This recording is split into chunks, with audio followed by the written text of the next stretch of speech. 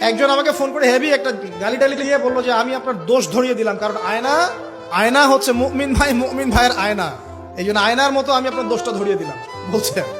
তা আমি বললাম, ভাই একটা কথা বলি, তাহলে কিছু মনে করেন না। ঠিক আছে বলেন।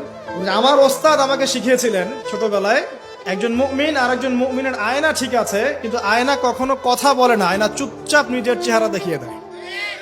কথা বুঝতে পারছেন? আয়না কিন্তু কথা বলে না এত বেশি, আয়না আপনাকে চুপচাপ নীরবে আপনার দোষটা দেখিয়ে দিবে। আপনার এখানে কেটে গেছে, আয়নার সামনে দাঁড়ালেন, শেভ করার কাটার কথা বলছি না, আবার শেভ করতে যায় না, আবার গাল কেটে গেছে, আয়নার সামনে দাঁড়ালেন, আয়না কি বলবে এই তোমার গাল কাটা? আয়না কথা বলবে? আয়না নীরব থাকবে, কিন্তু আপনি ঠিকই বুঝে যাবেন আপনার কথা সমস্যা। এই হলো আয়না। মুমিন ভাই যে মুমিন ভাইয়ের আয়না, এর ব্যাখ্যা হচ্ছে এটা।